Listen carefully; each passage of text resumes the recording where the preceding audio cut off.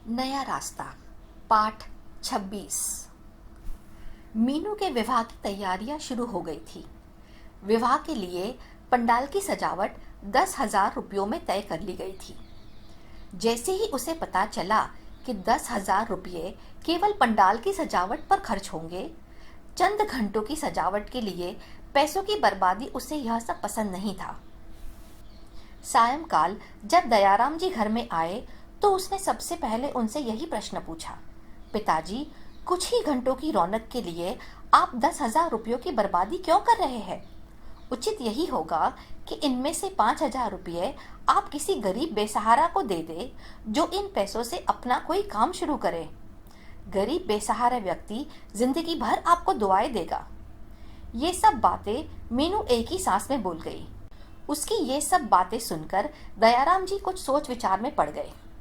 कुछ क्षण बाद वे बोले, मीनू बेटी, दुनियादारी के लिए भी बहुत कुछ करना पड़ता है। बिना सजावट के आजकल शादी में रौनक कहाँ आती है। परंतु पिताजी, चंद घंटों के लिए 10,000 की बर्बादी मैं पसंद नहीं करूंगी, मीनू ने स्पष्ट शब्दों में कह दिया। मीनू के विवाह में 10 दिन शेष बचे थे। घर में अनेक प्रकार की तैयारियां चल रही थी। मीनू बाहर चौक में बैठी मशीन से सिलाई कर रही थी। तभी उसे किसी परिचित का नमस्ते दीदी का स्वर सुनाई दिया। जैसे ही उसने अपनी नजर उठाई, वह विस्मित सी देखती रह गई। अरे यह क्या? ये तो राजू का चचेरा भाई मनोहर है। इसका एक पैर कटा हुआ है, सीधे हाथ की 2 अंगुलियां भी गायब है। ये क्या हो गया इसे? मीनू उसकी यह हालत को देखकर परेशान सी हो गई थी। तब तक मनोहर उसके समीप आ गया था। मीनू ने मनोहर को बैठने के लिए कहा। उसने अपनी बैसाखी दीवार के सहारे एक कोने में खड़ी कर दी और स्वयं पास में पड़े एक पलंग पर बैठ गया। मीनू ने उससे पूछा, मनोहर, ठीक तो हो ना? क्या ठीक दीदी, आप तो देख ही रही हो, उसने उदास स्वर में उत्तर दिया। ये सब क्या हो गया? मीनू ने मनोहर की पीड़ा समझते हुए पूछा। ये सब समय का फेर है दीदी, मेरे भाग्य में यही सब लिखा था। मुझे एक फैक्ट्री में नौकरी मिल गई थी। मैं अपने को बहुत खुशनसीब समझ रहा था कि मुझे इतनी छोटी उम्र में ही नौकरी मिल गई, परंतु ईश्वर को यह सब मंजूर नहीं था। एक दिन काम करते करते मेरा पैर मशीन में आ गया, साथ ही सीधे हाथ की 2 अंगुलियां भी कट गई।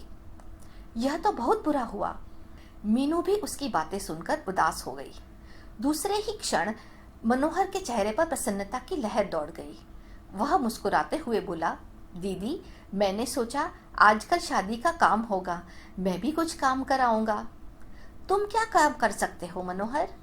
उसी पल मीनू को लगा कि उसे ऐसा नहीं कहना चाहिए था, इसलिए उसने बात को संभालते हुए कहा, आजकल तुम क्या कर रहे हो? मैं तो घर में ही खाली बैठा हूँ दीदी, मुझ अपाहिज को कौन नौकरी देगा? मनोहर के इन शब्दों में मजबूरी का एहसास स्पष्ट था। मीनू के हृदय में बचपन से ही अपंगों के लिए दया की भावना थी, परंतु मनोहर को वैसे भी वह बचपन से ही जानती थी, इसलिए उसकी यह हालत उससे देखी नहीं जा रही थी। मीनू ने मन ही मन निश्चय किया कि वह किसी न किसी रूप में मनोहर की सहायता अवश्य करेगी। विवाह के फालतू खर्च में से कुछ रुपये बचाकर अपाहिज मनोहर की सहायता करने का उसने संकल्प कर लिया। रात में बिस्तर पर पड़े पड़े मीनू यही सोचती रही कि न जाने हमारे देश में ऐसे कितने अपंग लोग हैं। यदि प्रत्येक संपन्न व्यक्ति अपनी जिंदगी में किसी एक व्यक्ति की सहायता कर उसे छोटा सा काम करा दे, तो हमारे देश में इन अपंगों की बेरोजगारी की समस्या दूर हो जाएगी। परंतु ऐसे कितने लोग हैं जो किसी गरीब की मदद करते हैं? पैसे वाले लोग हैं जो किसी गरीब की मदद करते हैं। पैसे वाले लोग अपने नाम के लिए बहुत कुछ लुटा देते हैं, परंतु ऐसे लोगों की मदद कौन करता है? पलंग पर पड़ी पड़ी मीनू यही सोचती रही कि मनोहर की किस रूप में सहायता की जाए। यदि उसे रुपये दे दिए जाए तो कहीं वह वैसे ही उन रुपयों को खर्च ना कर दे, और यदि उसे कोई काम भी कराया जाए तो कौन सा? वह अपाहिज हर कार्य को तो कर नहीं सकता। सोचते सोचते मीनू के मस्तिष्क में यह विचार आया कि मनोहर के लिए पान की दुकान कराना ही उचित होगा। एक पैर न होने के कारण वह चल फिर तो सकता नहीं, फिर सीधे हाथ की 2 अंगुलियां नहीं है तो क्या हुआ, बाकी 3 अंगुलियों के सहारे वह पान तो लगा ही सकता है और 5,000 रुपयों में पान की दुकान आसानी से खोली जा सकती है। प्रातः होते ही मीनू ने अपना सुझाव अपने माता पिता को सुनाया। उन दोनों को भी मीनू का सुझाव उचित लगा। उन्हें अपनी बेटी पर गर्व था। इतनी स्वाभिमानी व उदार चरित्र की बेटी पाकर वे अपने को धन्य महसूस कर रहे थे। मनोहर को मीनू के घर के सामने ही पान की दुकान खुलवा दी गई। मीनू के इस दया भावना ने मनोहर की जिंदगी सुधार दी। शेष 6 दिन भी यूं ही व्यतीत हो गए और मीनू के विवाह का दिन भी आ ही गया। विवाह न करने के कारण समाज के अपशब्द सुनने वाली मीनू आज दुल्हन के रूप में कितनी सुंदर लग रही थी। मीनू दुल्हन बनी, उसकी डोली सजी और अपने पिया संग ससुराल को चल दी। मीनू को पा लेने पर अमित भी अब अपने आप को भाग्यशाली अनुभव कर रहा था।